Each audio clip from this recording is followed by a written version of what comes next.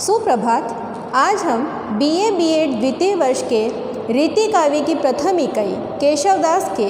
अंगद रावण संवाद के पदों का अध्ययन करने जा रहे हैं। अंगद रावण संवाद, जैसा कि आपको सबको विदित है कि अंगद रावण संवाद केशवदास द्वारा रचित 1601 ईस्वी की उनकी प्रबंध मौलिक काव्य कृति रामचंद्रिका का एक अंश है, अर्थात एक भाग है। यानी उसमें जो लंका कांड है, उस लंका कांड के पदों का अध्ययन आप अंगद रावण संवाद के अंतर्गत करते हैं। अंगद रावण संवाद यानी वार्तालाप या बातचीत। यानी जब रावण ने सीता का हरण किया और अपनी लंका नगरी लेकर पहुंच गया था, तब भगवान श्री राम ने अपना संदेशा अंगद के माध्यम से लंकाधिपति रावण को भिजवाया था कि तुम मुझसे बिना युद्ध किए ससम्मान पूर्वक माता सीता को, यानी उनकी विवाहिता सीता को, उन्हें पुनः मर्यादा के साथ लौटा दे। इस संदेश को लेकर अंगद रावण की सभा में उपस्थित हुए थे और उस सभा में उपस्थित होने के बाद अंगद और रावण का आपसी वार्तालाप, यानी किस प्रकार से उनके संवाद रहे हैं, उस संवाद को हम अंगद रावण संवाद के अंतर्गत देखते हैं। रावण और अंगद जो संवाद जो रहा है इन दोनों के बीच का, ये दोनों ही एक अपने आप में एक विशिष्ट रूप से एक पहचान लिया हुआ एक संवाद का इनका जो अंश रहा है रामचंद्रिका के अंतर्गत, कि ये बहुत एक प्रसिद्ध अंश रहा है इनका। और इसमें जहाँ रावण अपने गर्व में उक्तियाँ कहता है, अपने घमंड में अपने अहंकार को प्रदर्शित करता है अपनी उक्तियों के माध्यम से, तो वहीं अंगद अपने आराध्य भगवान श्री राम के प्रति अपनी भक्ति और उनकी वीरता, उनके साहस को प्रदर्शित करता है। तो इस प्रकार से हम अंगद रावण संवाद के पदों का अध्ययन करना प्रारंभ करते हैं। आज हम पद संख्या 12 का अध्ययन करेंगे कि नील सुखेन हनु उनके नल और सबे कपि पुंज तिहारे, आठहु आठ दिशा बलि दे अपनो पदुले पितु जा लगी मारे, तो से सपूत ही जाई के बाली अपूतन की पदवी पगुधारे, अंगद संगले मेरो दल आजू ही क्यों न हते बप मारे, जो सुत अपने बाप को बेर न लई प्रकाश, तासो जीवत ही मरियो लोग कहे तजित्रास। यानी इस पंक्ति में जब अंगद अपने श्री राम की महिमा से रावण को परिचित कराते हैं, तो रावण कहीं ना कहीं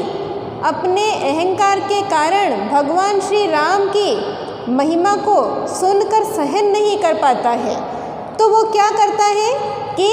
अंगद की निंदा करना प्रारंभ कर देता है, उसे उलाहना देता है कि हे अंगद, जिस राम की तुम पूजा भक्ति कर रहे हो और जिसकी महानता के किस्से मुझे सुना रहे हो,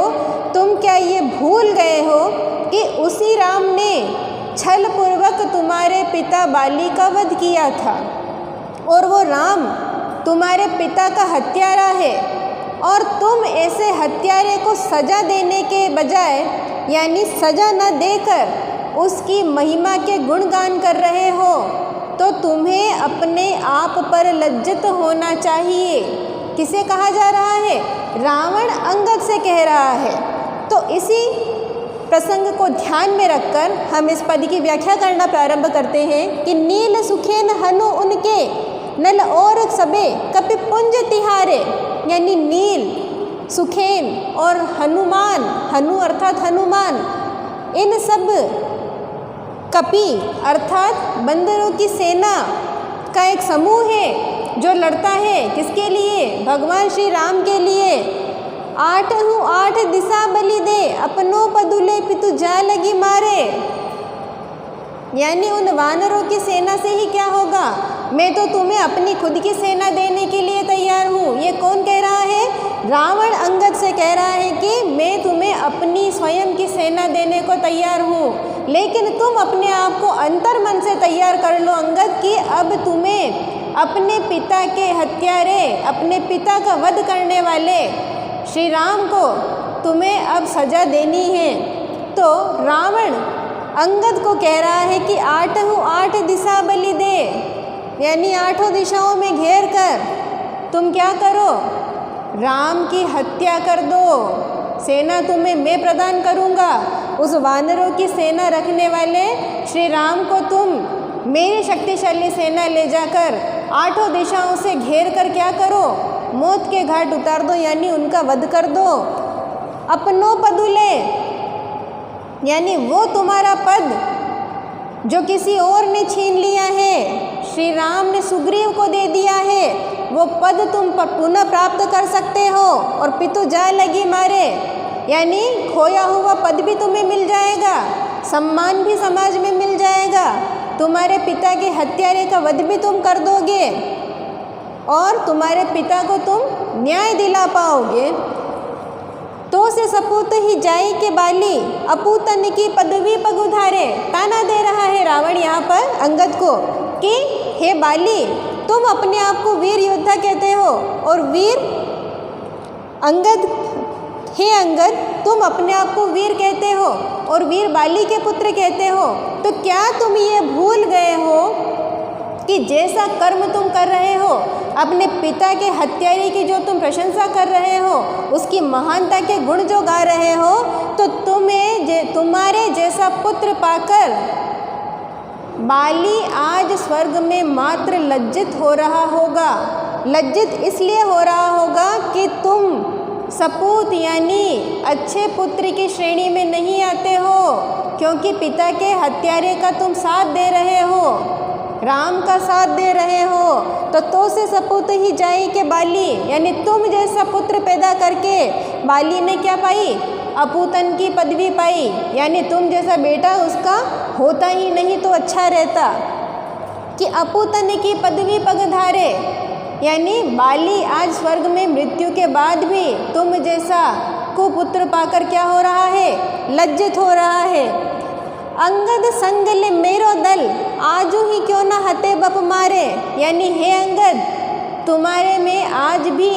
अगर कहीं लज्जा थोड़ी सी भी शेष बच गई है और कहीं तुम में वीर बाली का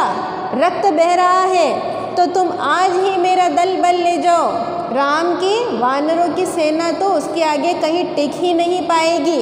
तुम मेरा शक्तिशाली दल साथ में लेकर जाओ योद्धाओं का, और आज ही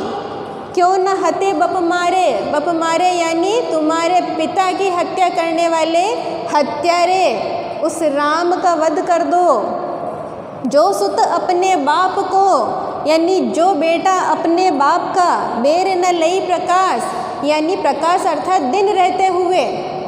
संध्या काल से पहले पहले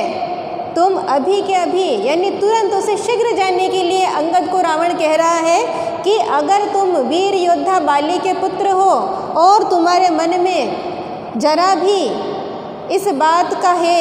भान तुम्हें कि मुझे अपने पिता के हत्यारे से बदला लेना है, तो तुम अभी ही शीघ्र समय रहते, दिन ढलने से पहले, दिन रहते ही तुम मेरी वीर योद्धाओं की सेना ले जाओ, रावण कह रहा है, और अपने पिता के हत्यारे राम से अपने पिता के वध का बदला ले लो। तासो जीवत ही मरियो, लोग कहे तजी त्रास, यानी लोग तुम्हें अब क्या मानते हैं, तुम्हारे इस कर्म के कारण लोग तुम्हें अब मरा हुआ मानते हैं। किस बात के कारण कि अंगद ने अपने पिता बाली की हत्या करने वाले श्री राम की अनन्य भक्ति की, उनकी सेना में सम्मिलित रहे और उनकी महानता से रावण को परिचित करा रहे हैं। तो अहंकारी रावण को ये बात उचित नहीं लगी और वो अब क्या कर रहे हैं, वो क्या कर रहा है कि अंगद को उलाना दे रहा है कि हे अंगद, राम की चर्चा करने से पहले और राम की महानता सुनाने से पहले तुम अपने आप में झांक कर देखो कि तुम क्या कर रहे हो। तुम अपूत हो कि तुम बाली के हत्यारे को सजा न देकर उसके गुणों का गान कर रहे हो मेरे सामने। तो तासो जीवत ही मरियो, यानी ऐसे पुत्र को संसार क्या करता है, मरा हुआ मान लेता है, जिस प्रकार का कर्म अंगद तुम कर रहे हो। अब अंगद पुनः, क्योंकि ये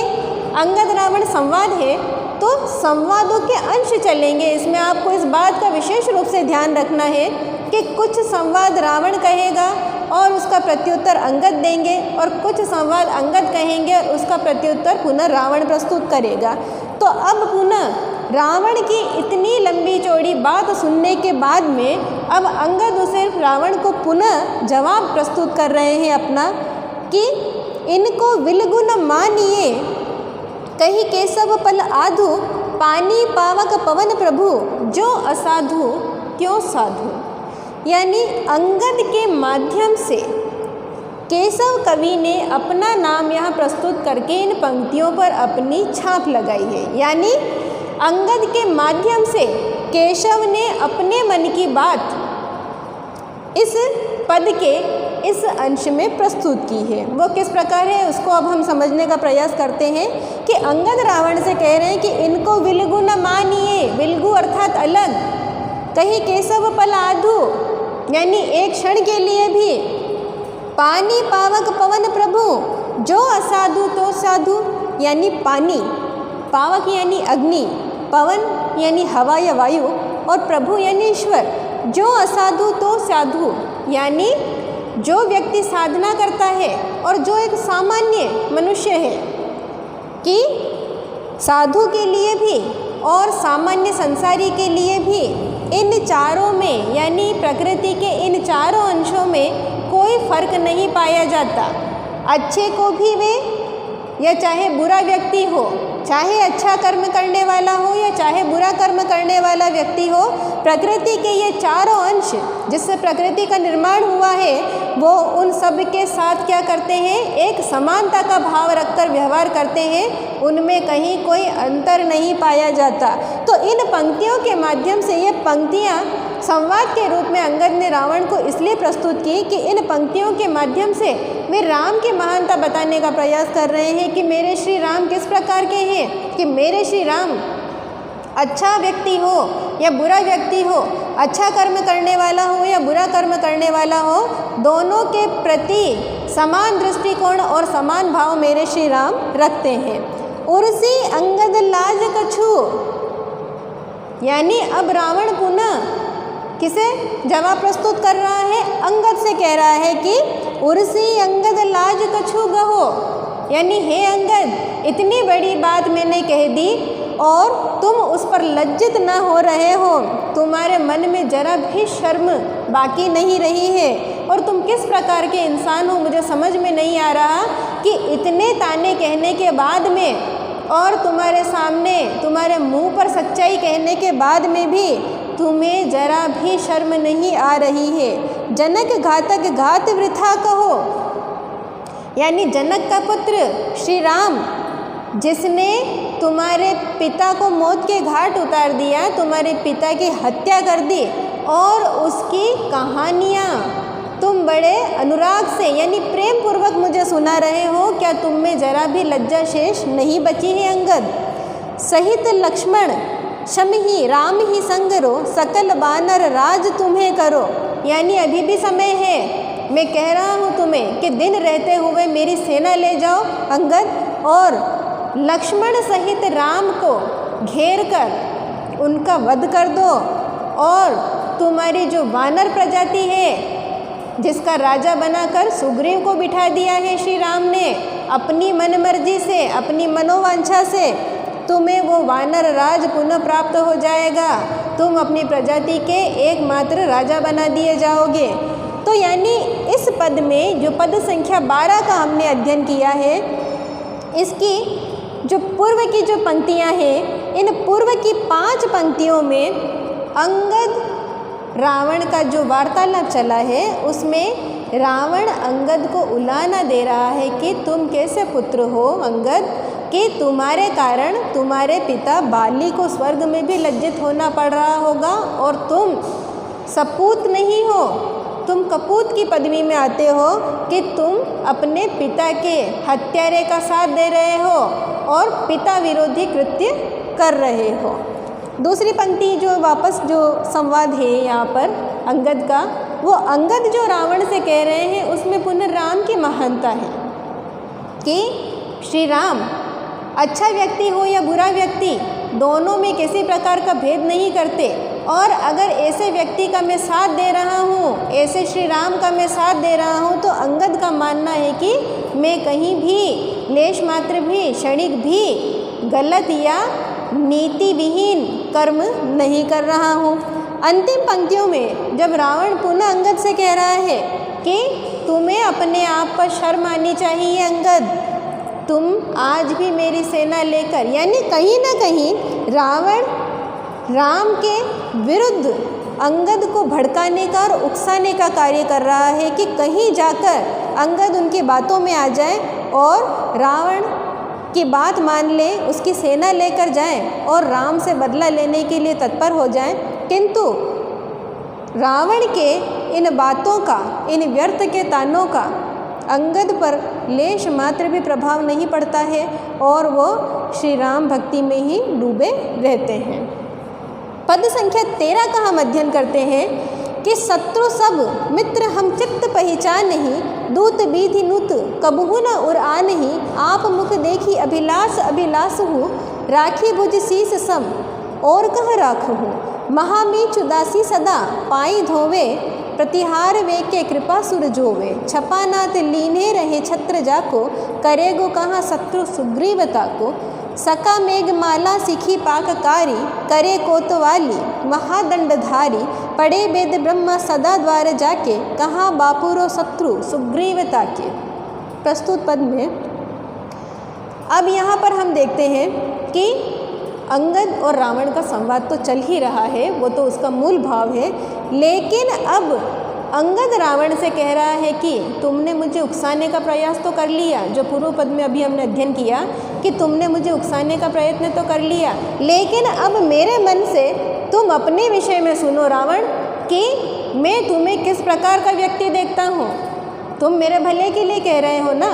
कि मुझे अपने पिता के शत्रु का वध कर देना चाहिए, तुम मुझे नीति सिखा रहे हो, लेकिन मेरी दृष्टि में रावण तुम्हारी छवि कैसी है और तुम किस प्रकार के व्यक्ति हो, अब तुम मेरे मुंह से संवाद के माध्यम से सुनो कि शत्रु सब मित्र हम चित्त पहचाने ही। यानी अंगद कह रहा है कि हे रावण, तुम्हें मुझे ज्ञान देने की और सिखाने की कोई आवश्यकता नहीं है, मैं अच्छी तरह से जानता हूँ कि शत्रु किसे कहते हैं और मित्र किसे कहते हैं, दोनों में भेद मुझे पर्याप्त रूप से करने को आता है, तुम्हें मुझे सिखाने की ज़रूरत नहीं है। दूत बीधि नूत कबहु न उड़ा नहीं, यानी मैं श्री राम का दूत बनकर आया हूँ और मुझे पता है कि दूत का कर्म क्या होता है। मैं वही दूत का कर्म कर रहा हूँ कि मैं उनका संदेशा लेकर आया हूँ और संदेश तुम्हें दे रहा हूँ कि दूत विधि नुत कबहु न उड़ा नहीं, यानी तुम मुझे नई प्रकार की दूत विधि यानी संदेशवाहक की कोई नई विधि जो अब आई हो वो मुझे मत सिखाओ, क्योंकि मैं तुमसे सीखने वाला नहीं हूँ। आप मुख देखी अभिलाष अभिलाष हूँ, यानी अपना चेहरा देखो रावण, तुम अपने मुख को निहारो, तुम्हारे चेहरे को देखकर या तुम्हारे मुखमंडल की आभा को देखकर पता चल रहा है कि तुम्हारी मनोवांछा क्या है। तुम मेरा भला नहीं चाहते हो, तुम अपना भला चाहते हो और मुझे तो सिर्फ अपनी अभिलाषाओं की पूर्ति का क्या कर रहे हो, एक माध्यम बना रहे हो, और मैं तुम्हारे अभिलाषाओं की पूर्ति का माध्यम बनने के लिए, स्वयं को प्रस्तुत करने के लिए कतई तैयार नहीं हूँ। राखी भुज शीस सम और कहाँ राखूँ, और मेरे श्री राम ने मेरी इन भुजाओं को असीम शक्ति प्रदान कर रखी है और मेरे शीश को यानी मेरे सिर में या मेरे मस्तक में एक शुद्ध बुद्धि मुझे प्रदान कर रखी है।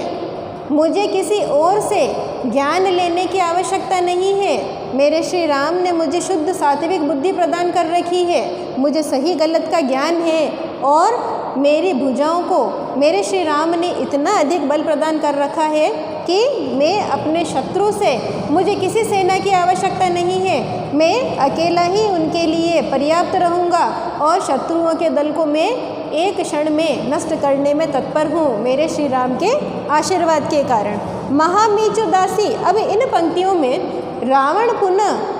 अंगद से अपने संवाद प्रस्तुत कर रहा है और अपने अहंकार को प्रस्तुत कर रहा है कि महामीचु दासी सदा पाई धोवे, यानी महामृत्यु दासी बनकर कह रहा है कि रावण मेरे यहाँ पाँव धोती है, स्वर्ग लोक में उनका स्थान होगा, क्योंकि सभी देवताओं को बंदी बना लिया है रावण ने। तो रावण कह रहा है कि अब मेरे मुंह से सुनो कि तुम्हारे यहाँ के जो प्रसिद्ध देवी देवता हैं, जिनका बहुत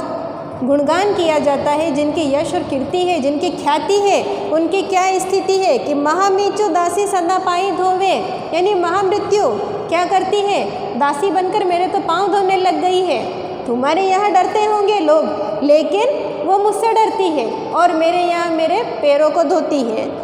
प्रतिहार वे के कृपा सुर जोवे,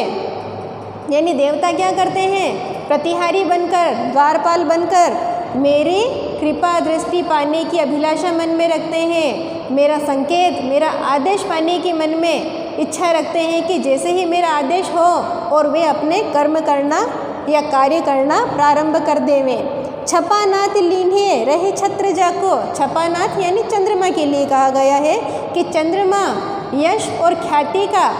छत्र अपने सिर पर धारण किए रहते हैं। कहाँ पर, मेरे यहाँ पर। करेगो कहाँ शत्रु सुग्रीव ताको, यानी वो सुग्रीव जिसको श्री राम ने वानरों की सेना का राजा बना लिया है, और उस सुग्रीव को राजा बनाने वाला वो राम जो वानरों की सेना का अधिपति है, वो मेरा कुछ भी नहीं बिगाड़ सकते। ये रावण के घमंड को और उसके दर्प को प्रकट करती हुई उक्तियाँ हैं कि रावण अपना अहंकार प्रकट कर रहा है कि मेरे यहाँ पर सभी राजा, सभी देवता बंदी बनकर, दास दासी बनकर मेरा कर्म कर रहे हैं, मेरा कार्य कर रहे हैं। तो ऐसे के समक्ष मैं झुकने वाला और डरने वाला नहीं, क्योंकि तुम्हारा वो सुग्रीव और तुम्हारा वो राम मेरा कुछ भी नहीं बिगाड़ सकता। सका मेघमाला सीखी पाककारी, यानी इन पंक्तियों में रावण पुनः अंगद से कह रहा है कि हे अंगद, क्या तुम जानते हो कि जो मेघमालाएँ होती है, जो वर्षा करती है, वो मेघमालाएँ स्वयं मेरे यहाँ, मेरे इस लंका नगरी में पानी भरने का काम करती है। और सीखी पाककारी यानी अग्नि स्वयं मेरे यहाँ खाना पकाने का कार्य करती है।